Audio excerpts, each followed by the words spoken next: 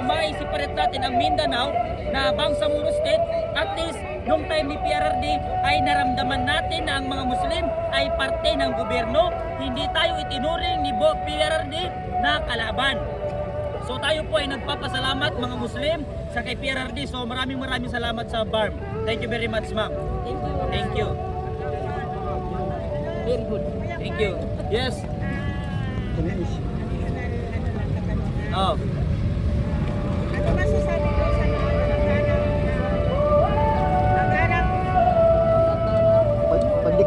Pagdeklara. Actually, maganda yun na agaran na sinabi ni VP Sara na tatakbo siyang presidente sa 2028 election. Kasi ang kagandahan na maaga niyang dineclare yun, yung mga Pilipino na nanghihina na, nawawala na ng pag-asa dahil sa bulok na sistema, dahil sa bulok na gobyerno, dahil sa bulok at basurang pamamalakad ni Bongbong Marcos ay nagkaroon ng sigla ang mga Pilipino na magpatuloy sa pakikipaglaban at pagmamahal sa ating bayan. Kaya maganda po yung ginawa ni Inday Sara na pagdeklara ng mas maaga na siya ay tatakbong presidente. At nakita natin kung anong epekto sa mga Pilipino lumakas ang kanilang loob.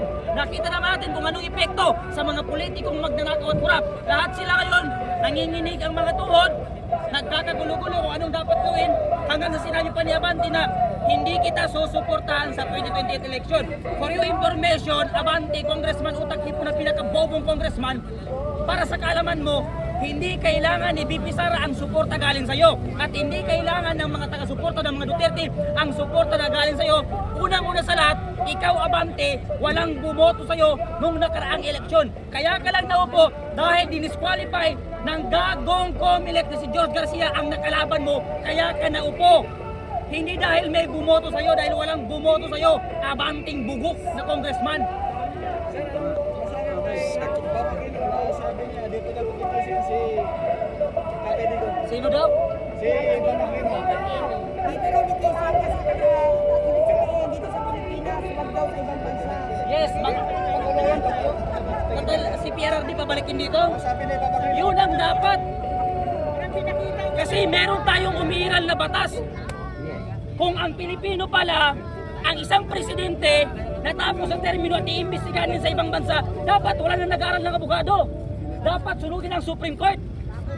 Wala ba tayong sariling batas na umiiral dito sa ating bansa? Bakit kailangan yung isang presidente na ginawa naman ang lahat? Namuno ng maganda, binigay ang lahat ng gusto ng Pilipino, bakit kailangan dalhin sa dahig? Yan na ni Marcos. Napakaraming ninakaw, napakaraming nilabag na batas sa Pilipino. Kinukulong ayaw ni PRRD kasi bugok na matanda na. Yung tatay ni Bongbong Marcos, pinalibig ni PRRD. Tapos yung mga kabataan ngayon nakakamping dilawan, anong sisigaw? Ayoko sa Duterte, bakit? Walang transparency, walang accountability, gago! Bugok na estudyante! matapang talaga Muslim na yan. Anong walang accountability? Ano ba ang ginawa ni PRRD? Hindi ba accountability para sa inyo yun? Hindi ba transparency yung pinakita ni PRRD sa inyo? Hindi ba justisya ang pinakita ni PRRD sa inyo? Nung time niya? Tapos sasabihin ng estudyante, mamamatay si Duterte, mamamatay tao. Yes! Pag adik ka, mamatay ka. Yang ni-rape ng adik, hindi niya choice na ma-rape siya.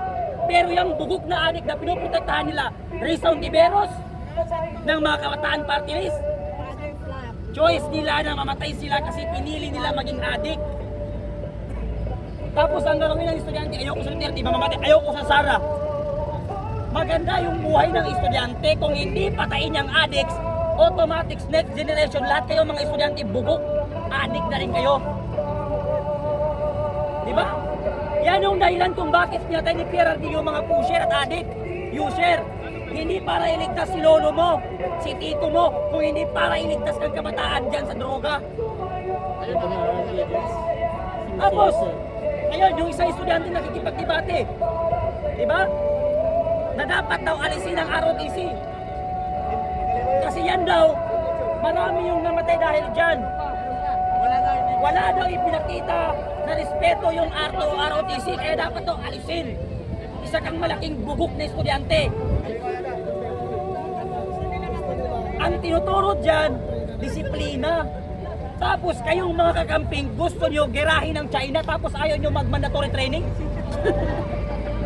Takot nga kayo mag-mandatory training tapos gusto nyo sabi ng China? Di ba? Tapos galit sila sinabi ni Robby Padilla na ang kabataan mahina. Galit na galit ang mga estudyante. Totoo na mahina ang mga estudyante ngayon. Nadidepress sila sa simple. Tanungin mo yung estudyante, anong problema, bakit malungkot ka? Nadidepress ako, bakit 50 lang ang baon ko? Di ba? Bakit ka tumalon? Pinarek ako ng jowa ko. So anong tawag mo yun? Hindi ba kahinaan yun? Di ba? Ang gusto ng mga estudyante ngayon, mag-OGT sa taas ng bundok, magpa-recruit sa Kabataan Party List ni Renico at ni Raul Manuel. Yan ang gusto nila. Si Kiko Barsaga, sinasabi na si Bongbong Marcos magnanakaw. Ano ang ginawa ng House of Representatives? Sinuspende. Si Renico, harap-harapan ng pag-recruit sa mga estudyante. Bakit hindi masuspende? Diba? So ibig sabihin, ang gobyerno natin ngayon, bulok na bulok ang sistema. So hindi tayo titigil ng mga Pilipino dahil sa pambababoy nila, pambabastos nila sa karapatan ng bawat Pilipino at pagpapala nila kay PRD ng illegal sa dahig. Diba? Andiyan ang Supreme Court. Kataas-taas ang hukuman ng Republika ng Pilipinas, bakit hindi siya dito? Diba?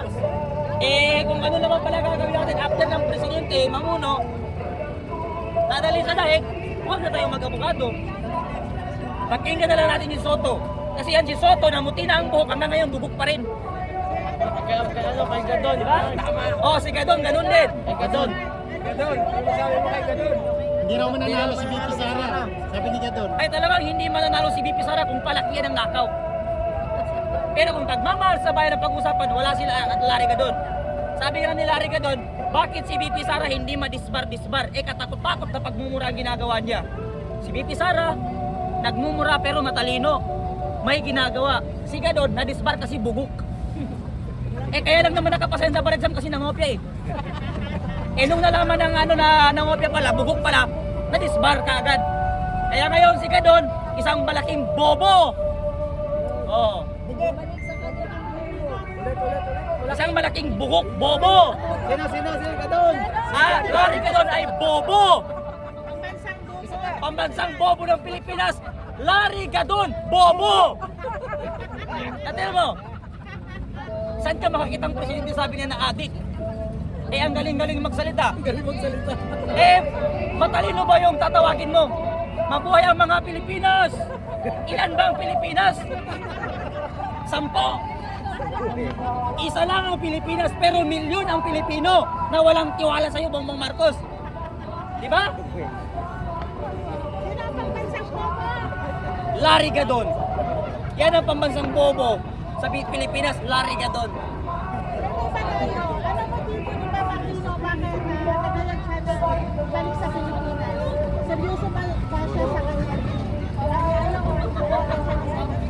Para lang makipagplastikan, mga plastic man yan sila Kaya sabihin